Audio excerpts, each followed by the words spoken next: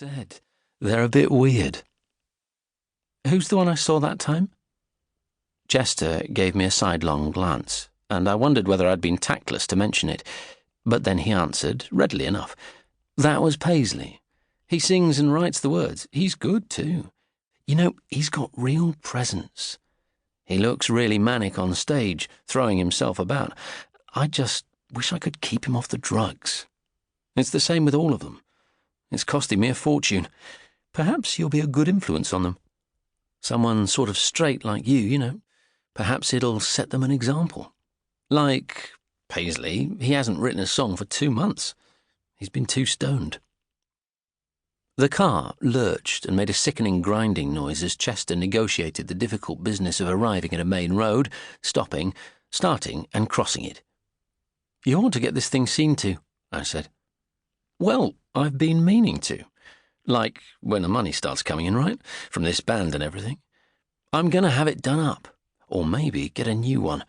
I'm just a bit hard up right now. Chester drove a 1973 Marina, orange. The side lights didn't work, and the heating was broken, and there was something wrong with third gear, and yet, somehow, like its owner, it inspired trust in spite of appearances. You knew that one day it was going to let you down, badly let you down, but perversely, you continued to rely on it.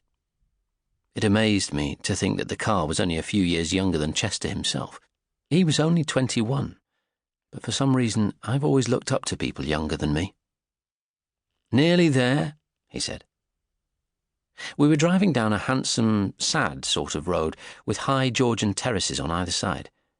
It was that hour of the evening when the lights were on, but the curtains are not yet drawn, and through the windows I could see families and couples, bathed in a golden glow, preparing their suppers, pouring their drinks. You could almost smell the basil and the bolognese sauce. We were in North Islington. I felt a sudden desire to be inside one of those houses, to be either cooking or being cooked for, and all at once I realised that I had not made a proper decision today at all. I began to wish that I had phoned Madeleine, and I knew that I would at the first opportunity.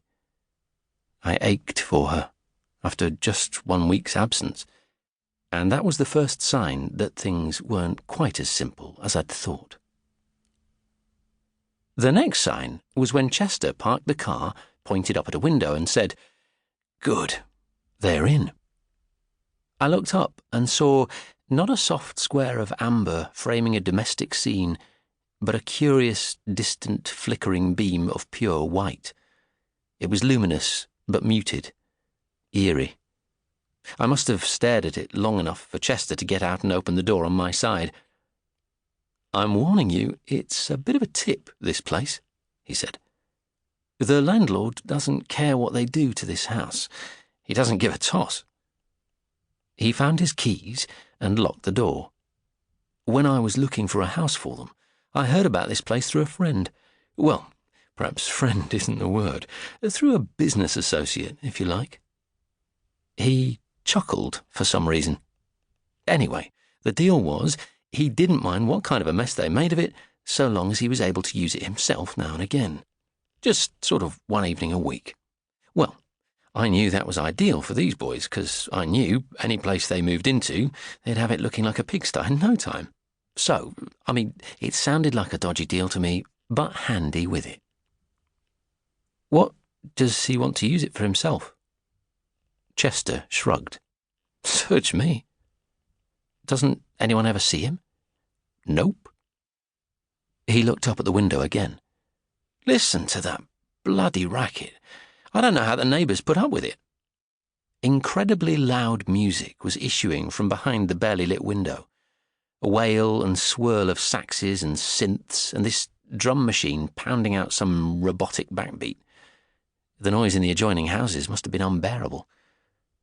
Chester went up to the front door, which was falling off its hinges, and began pounding on it with both fists. "You have to do this," he said, "or they won't hear you."